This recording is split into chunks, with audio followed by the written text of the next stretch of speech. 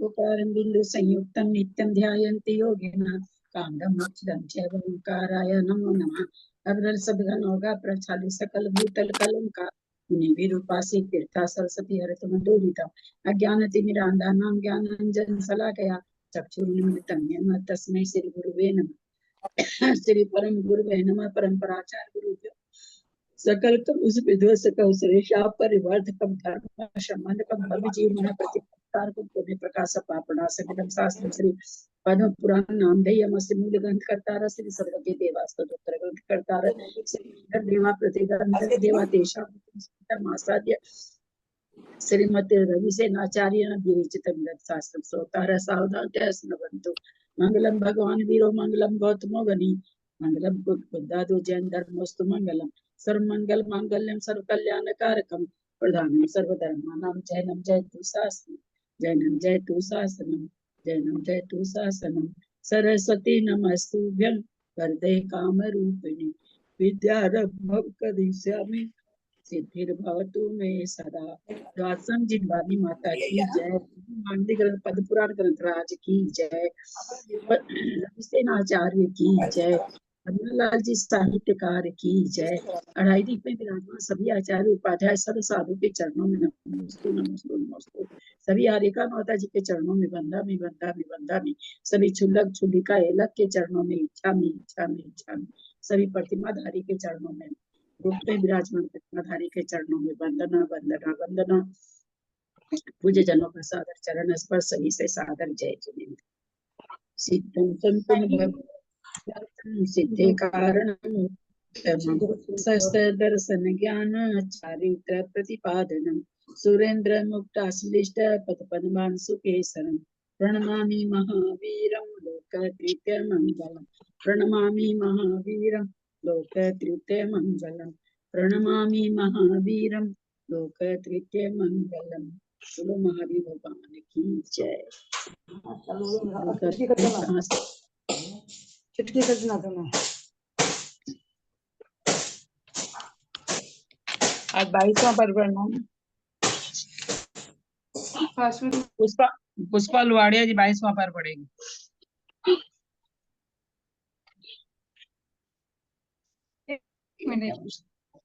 बस माला करके उठी थी, किताब लेके नहीं बैठी।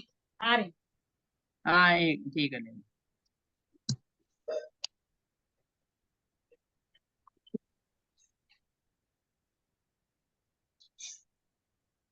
नेमीचंद भाई साहब आप संस्कृत पढ़ोगे क्या? नहीं नहीं नहीं ठीक।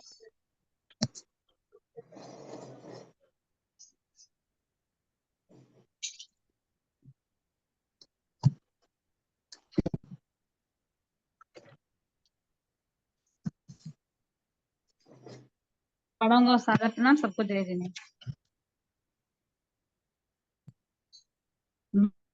ना द्वाविसंति पर्व। अतानंदर जो घोर तपस्वी थे, पृथ्वी समान क्षमा के धारक प्रभु जिनका शरीर मेल रूपी चुप से व्याप्त था, जिन्होंने मान को नष्ट कर दिया था, जो उदार हृदय थे,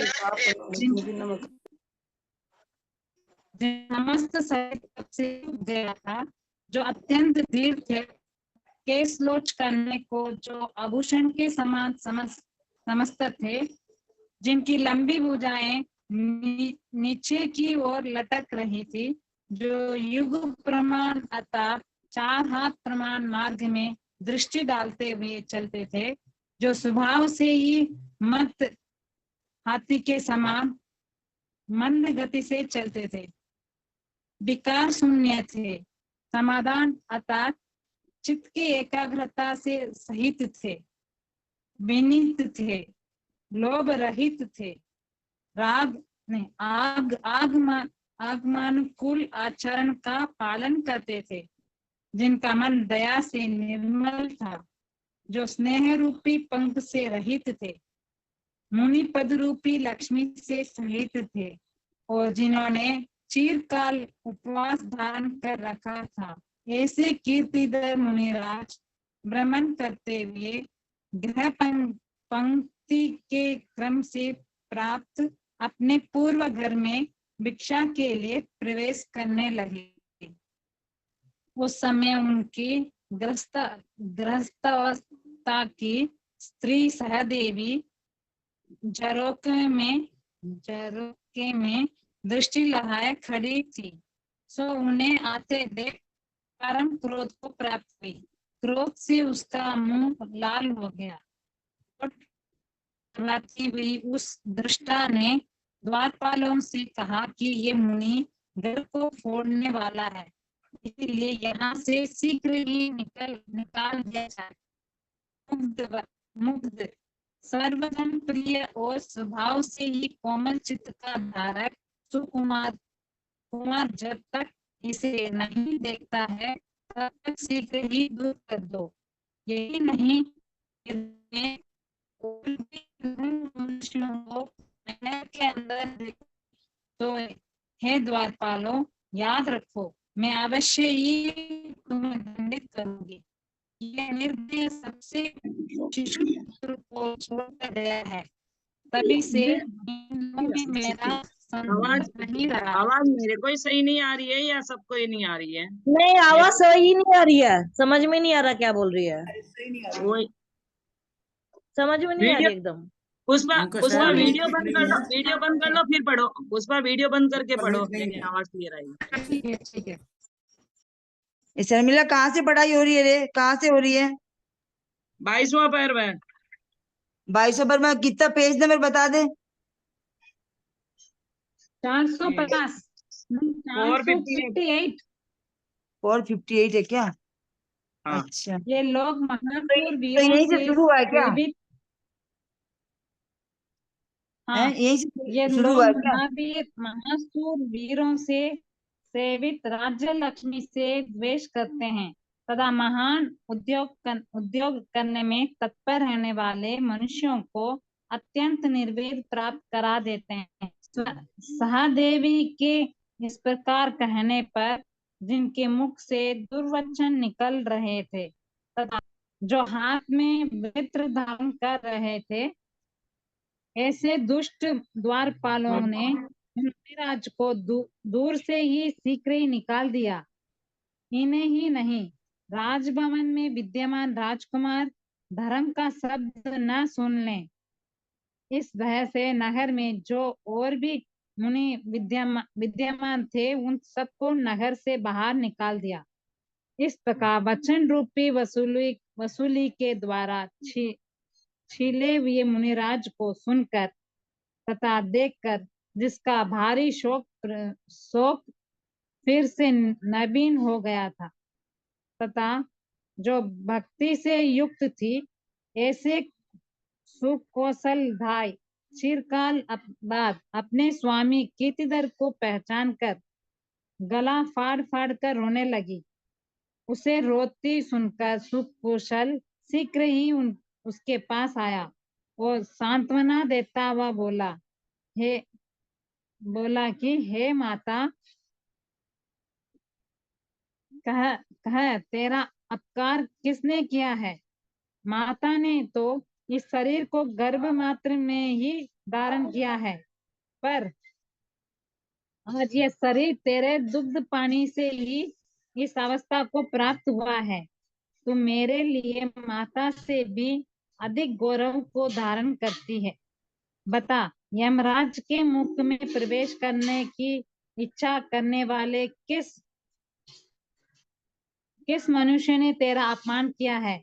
यदि आज माता ने भी तेरा पराभव किया होगा तो मैं उनकी अभिनय करने को तैयार हूँ, फिर दूसरे प्राणी को तो बात ही क्या है।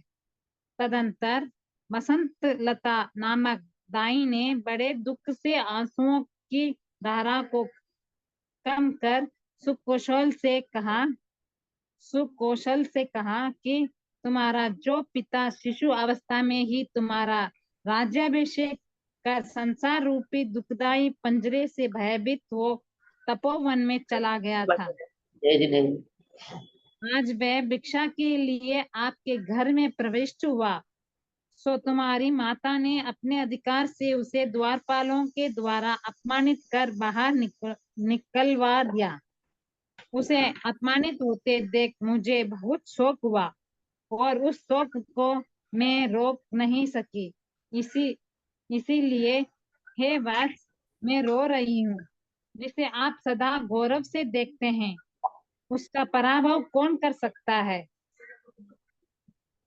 मेरे रोने का कारण यही है जो मैंने आपसे कहा है। उस समय स्वामी कीर्तिधर ने हमारा जो उपकार किया था, वह स्मरण में आते ही शरीर को स्वतंत्र से जलाने लगता है। पाप के उद्देश्य से दुख का पात्र बनने के लिए ही मेरा ये शरीर रुका हुआ है। जान पड़ता है कि ये लोहा से बना है, इसीलिए तो स्वामी का वियोग होने पर भी स्थिर है। निर्ग्रंथ मुनि को देखकर तुम्हारी बुद्धि वैराग्य में न हो जावे, इस भय से नगर में मुनियों का प्रवेश रोक दिया गया है। परंतु तुम्हारे कुल में परंपरा से यह धर्म चला आया है कि पुत्र को राज्य देकर तपोवन की सेवा करना। तुम कभी घर से बाहर नहीं निकल सकते हो। इतने से ही क्या मंत्रियों के इस निश्चय को नहीं जान पाए हो। इसी कारण नीति के जानने वाले मंत्रियों ने तुम्हारे ब्राह्मण आदि का व्यवस्था ही इस भवन में कर रखी है।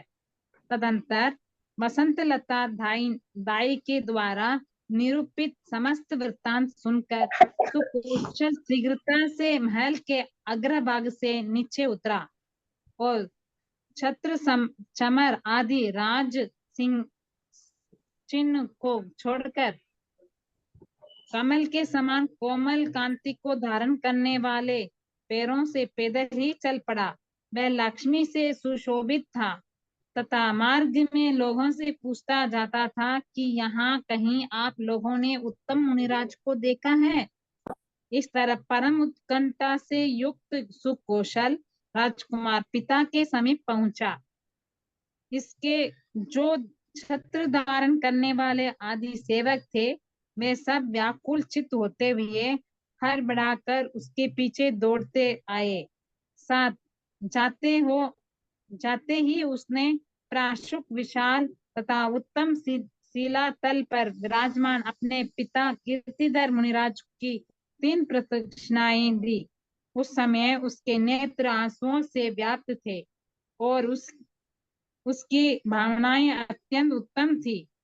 उसने दोनों हाथ जोड़कर मस्तक से लगाए तथा घुटनों और मस्तक से पृथ्वी का स्पर्श कर बड़े स्नेह के साथ उनके चरणों में नमस्कार किया।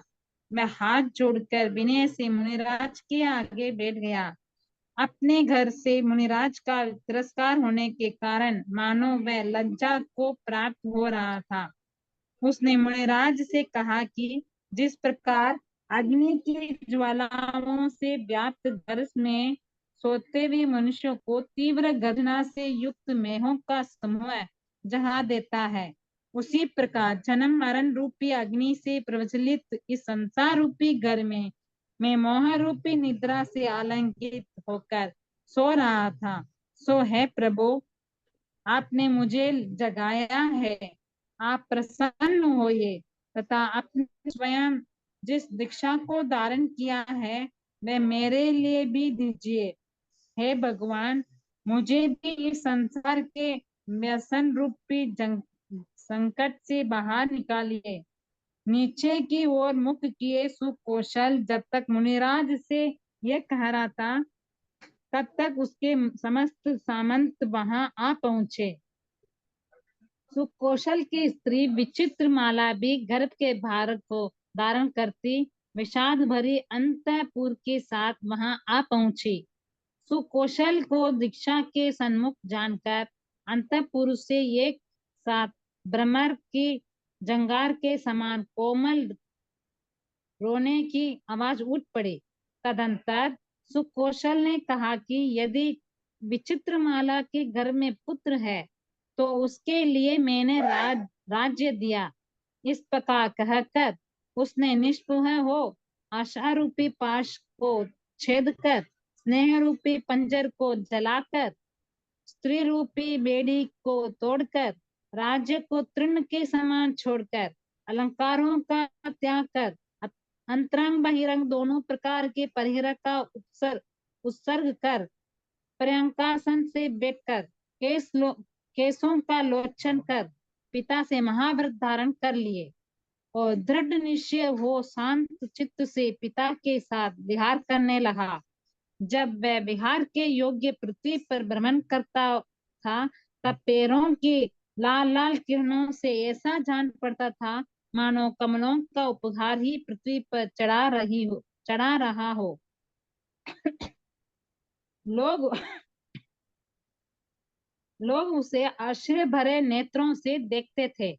मिथ्या दृष्टि तथा पाप करने में तत्पर रहने वाली सहदेवी आत्मज्ञान से मरकर स्त्रियां चियोनी में उत्पन्न हुई। इस प्रकार पिता पुत्र आगमन कुल विहार करते थे। विहार करते करते जहाँ सूर्य अस्त हो जाता था वे वहीं सो जाते थे। तदंतर दिशाओं का मलिन करता हुआ वर्षा काल आ पहुंचा। जय जिनेन्द्र आंटी जी।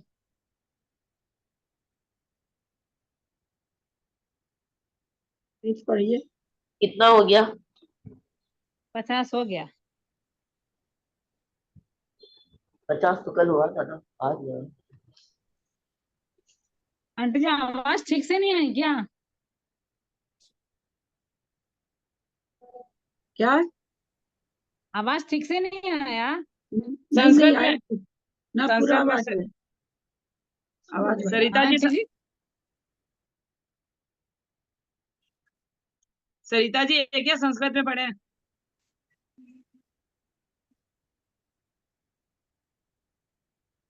हेमा जी संस्कृत पढ़ेंगे क्या?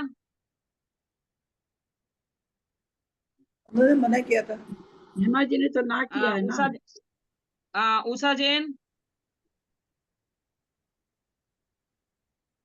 उषा जैन कौन? बेंगलुरु? हाँ बेंगलुरु है। नहीं, मैं संस्कृत का नहीं पढ़ूंगी।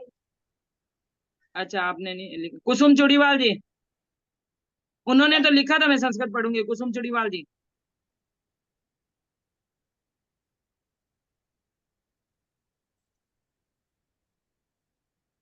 कुसुम चुड़ीवाल जी है क्या ग्रुप में?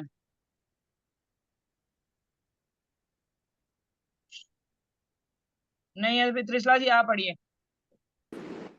हर बार यही होता है, नाम पुकारते रहो, कोई नहीं होता। वो ये अब जब इनका नंबर रहता है तो ये लोग रहते नहीं है, फिर बोलते हैं हम लोग संस्कृत पढ़ते नहीं है, कितना दिन हो गया हम लोगों ने पढ़ा नहीं। भाभी प्रणाम, बाकी सभी को जय जैन। अतः घोर तपोधारी धरा तुल्य छमे प्रभु बल कंचुक संवितो वीतमानो महामनः तपः शोषी सर्वांगो धीरो लुब्धविभूषणः प्रलंबित महाबाहु युगाध्वन्य श्लोचनः स्वभावान मत नागेंद्र मंत्रायन विभ्रम है निर्विकार है समाधानी विनतुलो वर्जित है अनुशूद्र समाचारो दया विमल मानस है स्नेह पंख विनिर्मुक्त श्रमण श्री सन्मिलित है ग्रह पंक्ति क्रम प्राप्तम भावैनंतर मंचरम धनम मुनीर विवेश विक्षार्थ चिरकालोपवासवान निरीक्ष्य सह देवी तम प्रभाक्षिणीते क्षणाम परम क्रोध मायाता विश्वलोहितानना प्रतिहार गणानुचे उचितोष्ठी दुराशिया श्रमणो ग्रह भज्योयमाशु निर्वाश्यतामिति बुग्धे सृजनकृतः स मम मृदु मानसः या विनिरीक्षते नैनम कुमारः सुकुमारकः अन्यानपि यदीक्षे तु भवने नग्न मानवान् निग्रहं वह करिष्यामि प्रतिहारा न संशयः प्रत्यज्य दया मुक्तो गतासो शिशुपुत्रकम् यतः प्रभृति नामीषु तदारभ्य द्वितीयं राज्ये श्रियं महाशूर निषेवितां नित्यंत निर्वेदं महायोग प्राणराम पुरैरित्युदिते क्षिप्रं दुर्भाग्य जनिता ननैः दुरं निर्धारतो योगी वेद गाहित पाणी भी अन्येपि लिखिनः सर्वे पुराणी भाषितास् कुमारी धर्म शब्दम श्री विदिति निर्पास्पदे इति संतक्षेमानं ते भाग्यवास्यां मुनिपुंगं श्रुत्वा दृष्टा च संजात प्रत्यय गोवादार शोकिका स्वामिनं प्रत्यभिगाय भक्ता कृति धर्म चिराग धात्री शो कौशले दृग मरोदिन्मुक्त कंठिका श्रुत्वा तां रुदितामशु समागत्येषु कौशलः ना आवाज थोड़ा तेज कीजिए, सुनाई नहीं दे रहा है। मैं थोड़ा तेज करती हूँ, बात को पास में रखती हूँ। जंगाद शांति विनियत है केन ते कृतम वदय गर्भधारण मात्रेन जनन्य समुष्ठितम सवत्तप्यो मे कृतु शरीरं जात मित्रशम सामे त्वं जन्नितोपि परम गौरव मार्षिता पदापमानिता केन मृत्यु वक्त्रम विभुक्षणा। अब ठीक है, आवाज आ रही है? आ रही है आवाज? आ रही आद्य में त्वं जनन्यापि परिभूता भवेदिति करोमि विनियम तस्या जनोत्रयस्य किं पुनः ततिस्मे समाख्यातम वसंतलत्या यतया पश्येन वृणीकृत्य नेत्रामुपल संततिम अभिशिष्य शिशुम राजे भवन्त्यस्त पौनम परविश्यस्ते पिता नीतो भवे वेशन गुजरात भिक्षार्थ मागतः सोद्य प्रविष्टो भवतो ग्रहं जनन्यास्ते नियोगेन प्रतिहारे निराकृतः दुष्टा निर्धार्यमाणं तं जात शोको निवेद्या उदितं मेघावत्स शोकं धर्तु मशक्तया भवत गौरव दृष्टियः कुर्ते के पराभवं मम कारणं नेते तु कथिं उदितश्यते प्रसादस्तेन नाथेन तदाश्मकं कार्यः स्मर्यमाणः शरीरं से बहत्येषि निरुपुषा धृत में पुण्य में शयन दुख भाजनम योगे तस्य नाथस्य ध्येति यत् योमयम्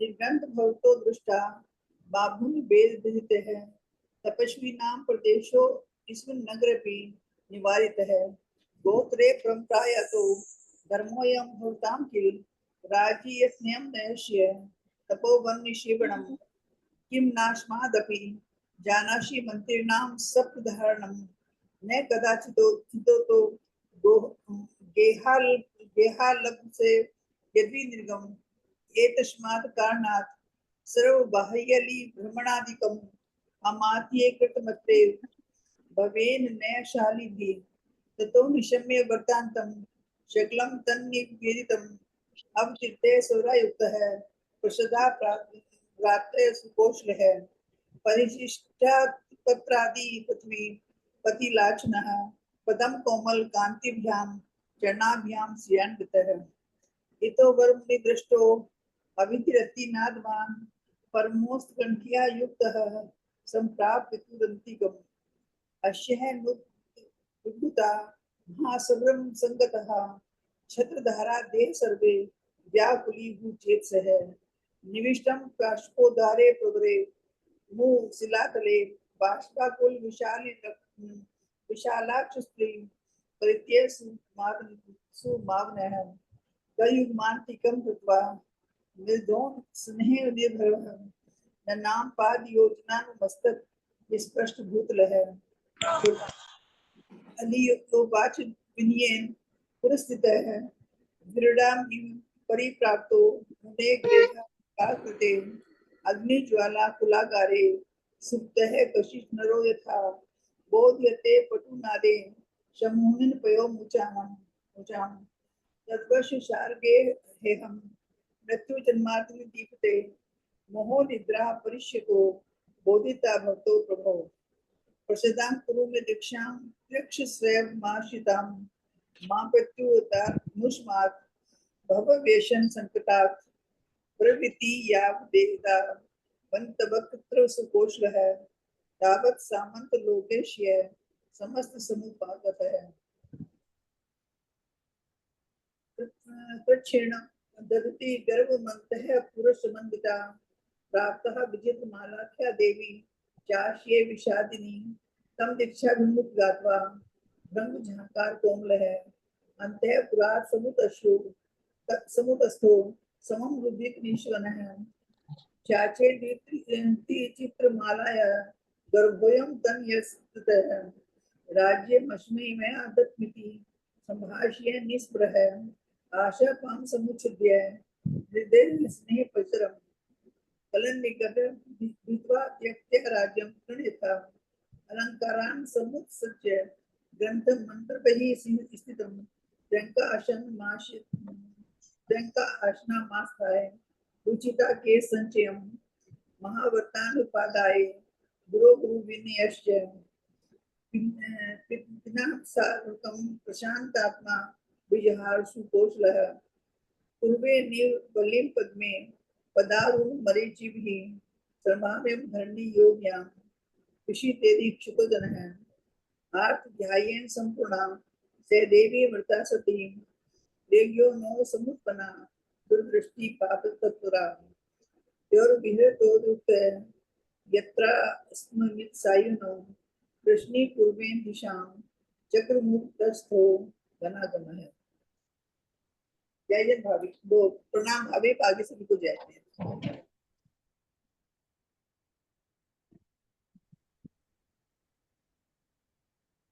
क्या सो गए आगे पढ़ना है क्या? सरिता जी पांड्या पढ़े हैं हिंदी।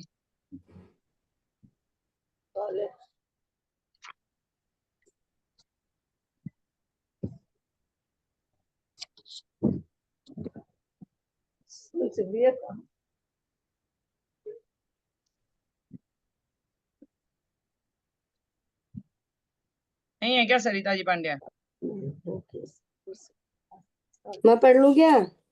बहुत दिन हो गए। सरिता जी पांड्या पढ़ेंगे।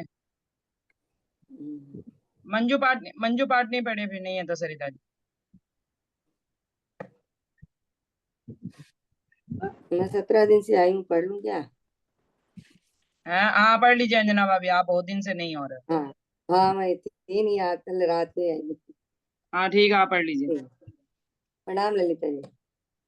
काले काले मेघों के समूह से आकाश ऐसा जान पड़ने लगा मानो गोबर से लिपा गया हो, और कहीं कहीं उड़ती हुई मलाकाओं से ऐसा जान पड़ता था मानो उस पर कुमुदों के समूह से अर्चा ही की गई हो, जिन पर भ्रमण गुजार कर रहे थे। ऐसी कदम्बरी बड़ी बड़ी। अच्छा माने क्या होता है? कदम्बरी को बड़ी बड़ी बेड़ियां ऐसी जान पड़ती थी मानो वर्षा काल रूपी राजा का ज्ञान ही कर रहे हो। अर्चा कहाँ है? अर्चा ही की गई है, अर्चा ही की गई हो। अर्चा है, अर्चा है। अर्चा माने पूजा करना किसी की अर्चा करना। जगत ऐसा जान पड़ता था मानो ऊंचे ऊंचे पर्वतों के समान नीलांजना के समूह से ही व्याप्त हो गया हो, और चंद्रमा तथा सूर्य कहीं चले गए थे, मानो मेघों की गर्जना से तर्जित होकर ही चले गए थे। आकाश तल से अखंड जलधारा बरस रही थी, सो उसे ऐसे जान पड़ता था मानो आकाश तल पिघल पिघल कर बह रहा हो, और पृथ्वी में हरी हरी घास उग रही थी। उसे ऐसे जान पड़ता था मानो उसने संतोष से घास रूपी कम चुक चोली ही पहन रखी हो। जिस प्रकार अतिशय दुष्ट मनुष्य का चित्त ऊंच नीच सबको समान कर देता है, उसी प्रकार वेग बहने वाले जल के पूर्णे से ऊंची नीची समस्त भूमि को समान कर दिया था। पृथ्वी पर जल के समूह गरज रहे थे और आकाश में मेघों के समूह गर्जना कर रहे थे। उससे ऐसे जान पड़ता था मानो वे भागे हुए काल की रूपी शत्रु को खोज ही रहे थे। झरनों से सुशोभित पर्वत अत्यंत सघन कंदलों से आच्छादित मीना हो जी, रहे थे। मीना जी म्यूट हो जाइए। उससे मीना जी वे म्यूट हो ऐसे जान पड़ते थे मानो जल के बहुत भारी भार से मेघ ही नीचे गिर पड़े हो। वन की स्वाभाविक भूमि में जहाँ तहाँ चलते फिरते इंद्र गोप वीर बहुती नाम के कीड़े दिखाई देते थे, जो ऐसे जान पड़ते थे मानो मेघों के द्वारा चूर्णीभूत सूर्य के टुकड़े ही पृथ्वी पर आ पड़े हो। बिजली का तेज जल्दी जल्दी समस्त दिशाओं में घूम रहा था। उसे ऐसे जान पड़ता था मानो आकाश का नेत्र कौन देश जल से भरा गया है और कौन देश से नहीं भरा गया है। इस बात को देख रहा था अनेक प्रकार के तेज को धारण करने वाले इंद्रधनुष से आकाश ऐसा सुशोभित हो रहा था मानो अत्यंत ऊंचे सुंदर तोरण से ही सुशोभित हो गया हो, जो दोनों तटों को गिरा रही थी, जिनके भयंकर आवृत उठ रहे थे और जो बड़े वेग से बह रही थी। ऐसी कलुषित नदियां व्यभिचारिणी स्त्रियों के समान जान पड़ती थी, जो मेघों की गर्जना से भयभीत हो रही थी तथा जिनके नेत्र हरिणी के समान चंचल थे। ऐसी प्रोषित व्रत का स्त्रियां शीघ्र ही खंभों का आलिंगन कर रही थी। अत्यंत भयंकर गर्जना से जिनकी चेतना जर्जर हो रही थी, ऐसे प्रवासी परदेशी मनुष्य जिस दिशा में स्त्री थी उसी दिशा में नेत्र लगाए हुए विहल हो रहे थे। सदा अनुकंपा दया के पालन करने में तत्पर रहने वाले दिगंबर मुनिराज प्रासूर स्थान पाकर चातुर्मास व्रत का नियम लिए हुए थे, जो शक्ति के अनुसार नाना प्रकार के व्रत नियम आखड़ी आदि धारण करते थे तथा सदा साधुओं की सेवा में तत्पर रहते थे। ऐसे श्रावकों ने दिग व्रत धारण कर रखा था। इस प्रकार मेघों से युक्त वर्षा काल के उपस्थित होने पर आगमनानुकूल आचरण को धारण करने वाले दोनों पिता पुत्र निर्गंत साधु कीर्तिधर मुनिराज और सुकौशल स्वामी इच्छानुसार विहार करते हुए उस शमशान भूमि में आए, जो वृक्षों के अंधकार से गंभीर था। अनेक प्रकार के सर्प आदि हिंसक जंतुओं से व्याप्त था। पहाड़ों की छोटी छोटी शाखाओं से दुर्गम था। भयंकर जीवों को भी भय उत्पन्न करने वाला था। काक, नींद, रीछ तथा श्रृंगार आदि के शब्दों से जिसके गर्त भर रहे थे, जहाँ अध जले मुर्दे पड़े हुए थे, जो भयंकर था। जहाँ की भूमि ऊंची नीची थी, जो सिर की हड्डियों के समूह से कहीं कहीं सफेद हो रहा था। जहाँ चर्बी की अत्यंत सड़ी बांस से तीक्ष्ण वायु बड़े बेग बह रही थी और अट्टहास से युक्त घूमते हुए भयंकर राक्षस और बेतालों से युक्त था तथा जहाँ तरणों के समूह और लताओं के जाल से बड़े बड़े वृक्ष परिणत व्याप्त थे। ऐसे विशाल शमशान में एक साथ विहार करते हुए तप रूपी धन के धारक परिणत व्याप्त थे। ऐसे विशाल शमशान के साथ विहार करते हुए तप रूपी धन के धारक तथा उज्जवल मन से युक्त धीर वीर पिता पुत्र दोनों मुनिराज आषाढ़ शुद्ध पूर्णिमा को अनायास ही आ पहुंचे। सब प्रकार की इस प्रहार से रहित दोनों मुनिराज जहाँ पत्तों के पड़ने से पानी प्रासुग हो गया था, ऐसे उन शमशान के एक वृक्ष के नीचे 4 मास का उपवास लेकर विराजमान हो गए। वे दोनों मुनिराज कभी प्रियंकासन से विराजमान रहते थे, कभी कायस्वर्ग धारण करते थे और कभी विरासन आदि विविध आसनों से अवस्थित रहते थे। इस प्रकार उन्होंने वर्षा काल व्यतीत किया। तदनंतर जिसमें समस्त मानव धंधों से लग गए थे तथा जो प्रातः काल के समान समस्त संसार को प्रकाशित करते हुए निपुण थी, ऐसी शरद ऋतु आई। उस समय आकाशामंद हिल रहे थे। जिस प्रकार उत्सर्पणी काल के दूसमा काल बीतने पर भव्य जीवों को बंधु श्री जिनेन्द्र देव सुशोभित होते हैं, उसी प्रकार मेघों के आगमन से रहित आकाश में सूर्य सुशोभित होने लगा।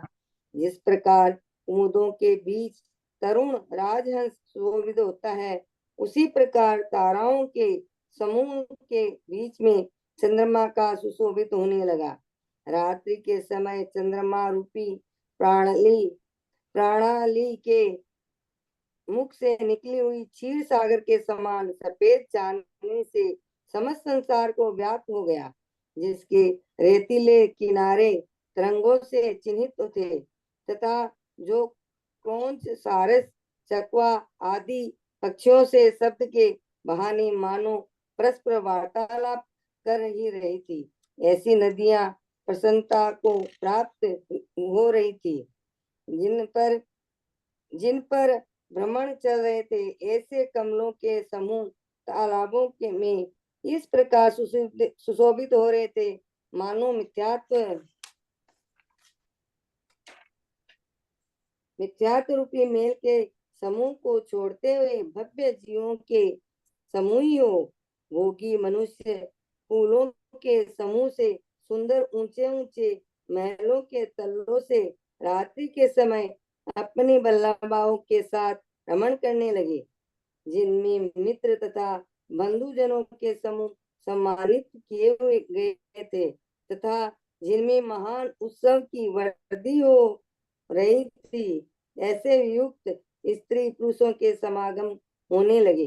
कार्तिक मास की पूर्णिमा व्यतीत होने पर तपस्वी जन उन स्थानों में विहार करने लगे जिनमें भगवान के गर्भ जन्म आदि कल्याणक हुए थे तथा जहाँ लोग अनेक प्रकार की प्रभावना करने में उद्यत थे।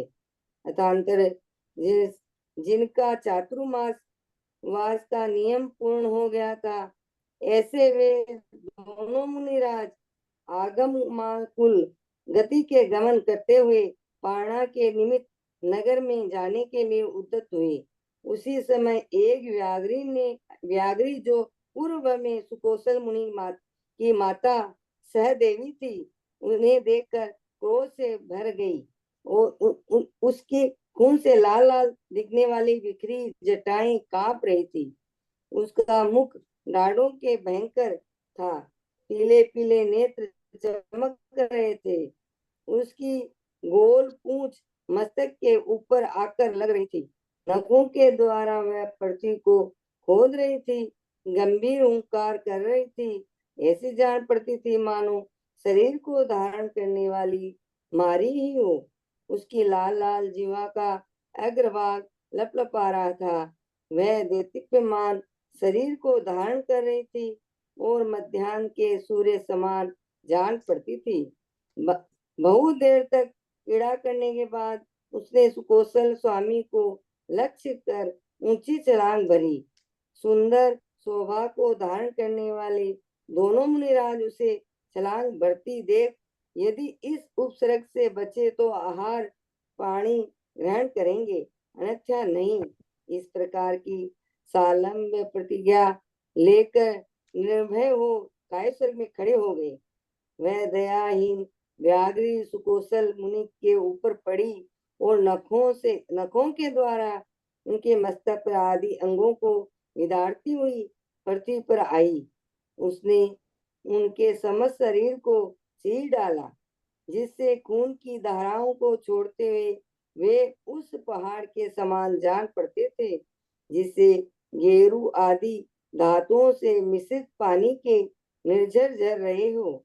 तदनंतर वह पापिनी उसके सामने खड़ी होकर तथा नाना प्रकार की चेष्टाएं कर उन्हें पैर की ओर से खाने लगी। गौतम स्वामी राजा श्रेणी से कहते हैं कि हे श्रेणी, मोह की चेष्टा तो देखो, जहाँ माता ही पीरे पुत्र के शरीर को खाती है, इससे चढ़कर और क्या कष्ट की बात होगी कि दूसरे जन्म में मोहित हो बांधव जन ही अनर्थकारी शत्रुओं को प्राप्त हो जाते हैं।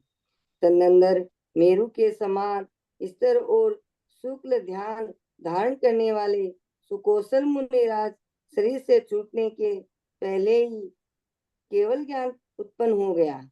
सुर और असुरों ने इंद्र के साथ आकर बड़े हर्ष से दिव्य पुष्पादि संपदाओं के द्वारा उनके शरीर की पूजा की। सुकौशल के पिता कीर्तिधर मुनिराज ने भी इस व्याघ्र को मधुर शब्दों से संबोधा, जिससे संन्यास ग्रहण कर वह स्वर्ग गई। तदनंतर उसी समय कीर्तिधर मुनिराज को भी केवल ज्ञान उत्पन्न हुआ।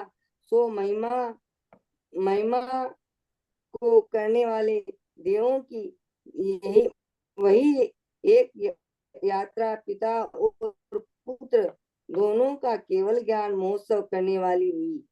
सुर और असुर केवल ज्ञानी परम महिमा फैलाकर तथा दोनों केवलियों के चरणों को नमस्कार कर तथा योग अपने अपने स्थान गए। गौतम स्वामी कहते हैं कि हे जो पुरुष सुकौशल स्वामी के महात्म्य को पढ़ता है, वह उपसर्ग सहित होने चिरकाल तक सुख से जीवित रहता है। पढ़ना है सो गए दीदी हैं? दीदी प्रणाम। ये इसमें दिया है यहाँ पे कि माता के जीव ने उसके पुत्र के शरीर को खाती है। माता हाँ, ही तो ये फ्री होके शरीर को खाती है। समाधि मरण में लेकिन आता है ना पूरा। पहले मेरे को जहाँ तक याद है, मेरे भाभी का जीव था ना, सुकौशल स्वामी के व्याघ्री बन के खाया था। हाँ, बहुत लोग भाभी भी बोल देते हैं, पर माता का ही है, बोलते हैं नहीं, वो कहीं तो पर। समाधि सुखपाल मरण में मुनि को आता ही है भाभी ना। का जीव गया था। मुनि के लिए ना, सुखपाल मुनि को, वो सुकुमार थे, जिनको माता सुखपाल मुनि थे वो तो। अच्छा हाँ, वो सुकुमार मुनि है, ये सुकौशल मुनि है। हाँ, सारे ये यही सुकौशल ये- स्वामी है, ये सुकौशल स्वामी है। हाँ हाँ, हाँ हाँ, समाधि ठीक है मरण ठीक में है। पूरा ही आता है ना ये तो। हाँ हाँ समाधि मरण में पूरा आता है ना। हाँ, उसका सुकुमार मुनि का था वो। हाँ, 4 महीना का तो उपवास ही हो गया इनका, चौमासा तो पूरा हाँ ही, फिर आगे हाँ, कितना दिन का हुआ। संस्कृत में निशा जैन जी पढ़े।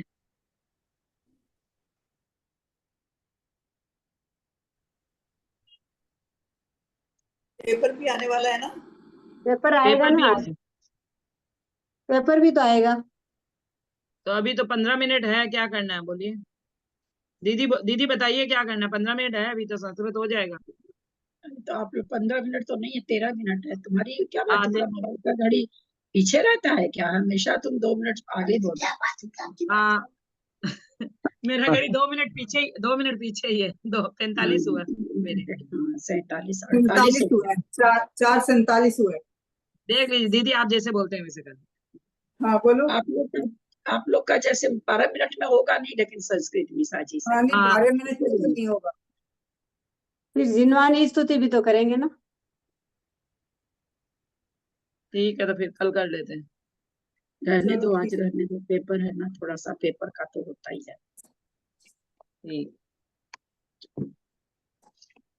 जिनवानी स्तुति कर लो, आज तो पेपर ही पेपर हो गया, दिन में भी पेपर, शाम को भी पेपर।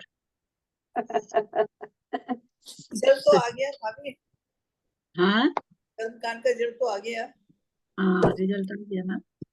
सरला पाठ सरला लेके जी आई है। सरला जी टॉप करी है। 2 कहाँ प्रश्न गंवा दी, प्रश्न गंवाने लायक प्रश्न तो एक भी नहीं था। मतलब नंबर गंवाने लायक तो एक भी प्रश्न नहीं था। मेरा एक प्रश्न तो ना राइट किया था लेकिन वो दब गया वो उसमें, अंतर मुहूर्त में आप सबको क्यों लपेट ली? दबने से गलत हो गया था। हाँ, उस सबको क्यों लपेट ली आप? तो हमने मंगाया मैं कि भाई 2 नंबर कहाँ गया उनका, देखे कहीं कोई भारी प्रश्न तो आपका उनको पेपर सीट आपकी भेजी उन्होंने मेरे को।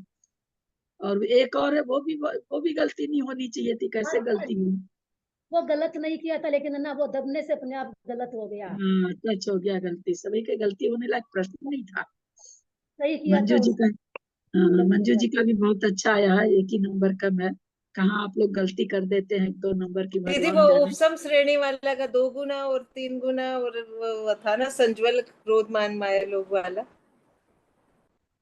वो था ना अच्छा, कि संज्वलन क्रोध मान माया लोभ में जो बंद होता है वो दुगुना होता है, तो मैंने कहा दुगुना तो बंद होएगा नहीं और 3 गुना भी बंद नहीं होगा, तो फिर मैंने अंदाज से वो लिखा कि छपक श्रेणी के समान में, तो वो गलत हुआ है कि दुगुना बंद होता है, छपक वाले से उपसम श्रेणी वाले के दुगुना बंद हाँ, होता है। दुगना बंद होता है उपसम से छपक वाले के, छपक से उपसम वाले दुगना बंद होता है। तो वो मेरे को मतलब याद ही नहीं है, कि ध्यान ही नहीं आया कि कभी पढ़ा आया होगा कभी। आपने पढ़ा क्यों नहीं इस बार? तुम आवाज दे रहे थे, अब क्या ये है? क्या आप अभी आई हैं? आपने पढ़ा क्यों नहीं? आपको आवाज दे रहे थे। नहीं, मैं बोली थी ना मैं पढ़ूंगी, तो फिर अंजना दीदी बोली मैं पढ़ती हूँ। अच्छा, मैंने समझा आप कोई नहीं।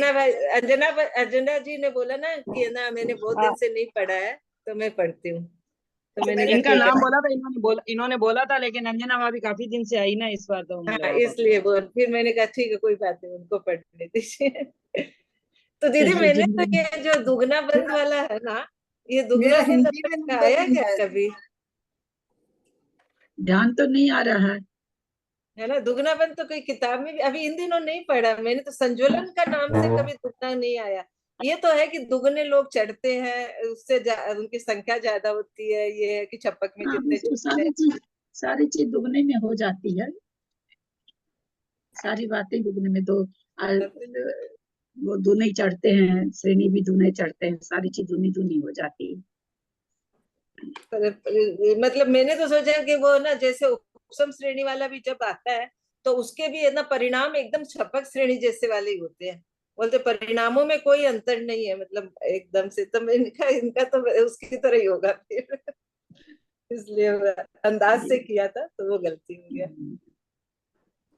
पढ़ा नहीं था, चलिए, ध्यान नहीं करा। हाँ, पेपर तो अच्छा ही बनाते हैं, बहुत अच्छा बनाते हैं। सोचना तो पड़ता है क्योंकि वो ना टिक लगाते समय बहुत ध्यान से लगाना पड़ता है, वो इधर उधर लग जाते हैं। लिखने से बचना चाहते, लिखने में तो क्या है, अपने हाँ। 10 पंक्ति लिखते हैं तो 2 ठो इधर उधर की भी लिखी जाती तो कोई बात नहीं, पर यहाँ तो कुछ करना ही नहीं, केवल दबाना है, तो टू द पॉइंट तो करना ही पड़ेगा ना। हाँ। तो वो वापस समझ में आने से तो उसको वापस कर सकते हैं ना। हाँ हाँ, आप नहीं हाँ भेजो जब तक, आप कितनी बार भी कर सकते हो। हाँ वो उल्टे ना दोबारा जब देखते हैं ना तब ऐसे ऐसे हाथ करते हैं ना, तो उल्टी कई बार वो जहाँ पे पहले राइट लगाया था उसकी जगह वो दूसरा गलत हो जाता है कई बार। उसे करने में और ज्यादा खतरा दोबारा है। देखने में बहुत रिस्क लगता है मेरे को तो। मैंने ठीक ही किया था लेकिन वो दब गया था तो गलत हो गया। कितना मतलब कौन सा वाला? ये जो पावर वाला था ना, 2 का पावर वाला, तो उसमें 4 इंद्रिय लिखना था और मेरे 2 में पता नहीं कैसे दब गया। अच्छा, तुम्हारा वो राइट हो गया क्या, वो वाला जो दुगना वाला? हाँ, वो तो मैंने अंदाज किया था कि छपक श्रेणी से अंदाज ही कर दिया कि दुगना होना चाहिए तो पर करके कर मैंने भी दिया। अंदाज तो लगाया दिमाग से बहुत, मैंने कहा दुगना कैसे बंधेगा संज्वल का, वो तो कम कम बंधेंगे उल्टी के जा जाके, ऊपर ऊपर जैसे जाते हैं ना तो कम बंद होएगा, तो दुगना कैसे बंध लेगा। तो मैंने कहा प्रश्न गलत होना ज्यादा अच्छा रहता है, क्योंकि फिर वो हमेशा के लिए याद हो जाता है। हाँ वो तो गलत होने से ना प्रश्न हमेशा के लिए याद हो जाता है। और ये तो ना चलिए, जो अच्छे पहला लोगों ने। वाले में था ना असंगी का और का सबका, तो अंतर्मूर्त प्रमाण लिखा हुआ था तो मैंने वो सोच के उसको कर दिया।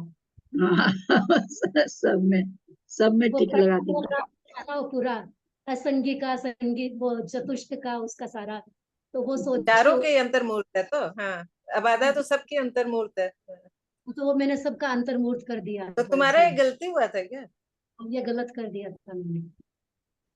तो खाली मैंने तो नंबर देखे नहीं, कितने नंबर आए हैं मेरे को पता ही जिसकी गगन ने आप आपका 57 है, उनका 58 है, एक ही नंबर का अंतर है। अच्छा। मैंने देखे थे सबके नंबर, अच्छे ही ठीक ही आए नंबर सबके, और काफी अच्छे लोग, परीक्षा भी लेकिन काफी लोग दिए हैं। ऐसे बहुत अच्छे से मतलब समझ में पूरा अच्छे से आ गया सारा। हाँ एक ही गाना लिए कंटिन्यू, और इसको रिकॉर्डिंग को भी इतना सुन लिए तो बहुत अच्छा मतलब हो गया बढ़िया से। बहुत अच्छा, 5 दिन से पढ़ा रहे हैं। हाँ बहुत एकदम दीदी पूरा उसको खोल खोल के पूरा पढ़ा। भाव चलो याद नहीं रहे संख्या, फिर भी एकदम भाव भाषा होगी कि उसकी असंख्यात होगी तो उसकी संख्यात कितनी होएगी, तो इतना गुना होएगी, तो 2 इंद्रिय की संख्या ज्यादा होगी, ऐसे मतलब एकदम से वो दिमाग में बैठ गया। अच्छा, नहीं भी आए तो भी किसकी कितनी होगी। चलिए जिनवानी स्तुति करिए, आप लोग को लेट हो रहा है। मेरी काम करती हूँ। चलो शर्मिला गई क्या? कौन कौन कर रहे हैं? मंजू जी आप कर रही हैं? मंजू सराव गई। हे जिनवानी स्तुति कर सरस्वती रही हैं क्या? माता, अज्ञान दूर कर दो, जग को देकर साता, विज्ञान पूर भर दो, सुरत का भंडार भरा, तेरे ज्ञान की गंगा में, जन्म संगार करा, गुरुवर मुनि चंदानी, श्रृंगार सहित माता, सुत ज्ञान पूर्ण कर दो, जग को देकर साता, विज्ञान पूर भर दो, तो वीर की वाणी सुन, गंधर्व ने समारा है, मुनि गण उन पद पर चल, जिन ज्ञान सुधारा है, निज ज्ञान कारण दाता, आलोक ज्ञान भर दो, जग को देकर साता, विज्ञान पूर भर दो, चंदन चंदा गंगा तन शीतल कर सकते, मुक्ता मालाएं भी नहीं मन को हर सकते, चंदना सभी जग को सारिधमा का कर दो, जग को देकर साता, विज्ञान पूर भर दो, हे सरस्वती माता, अज्ञान पूर कर दो, जग को देकर साता, विज्ञान पूर भर दो, जा वाणी के ज्ञान ते सुजे लोका लोग, सो वाणी मस्तक चढ़े सदा दे तो लोग, हे जिनवाणी भारती तो जपो दिन, जो तेरा शरणागे सो दे पावे जिनसे, देव भजो हरियंत को गुरु सेवा निर्गन, दया धर्म पालो सदा ही मोक्ष का पंथ, बोलो जिनवाणी माता की जय।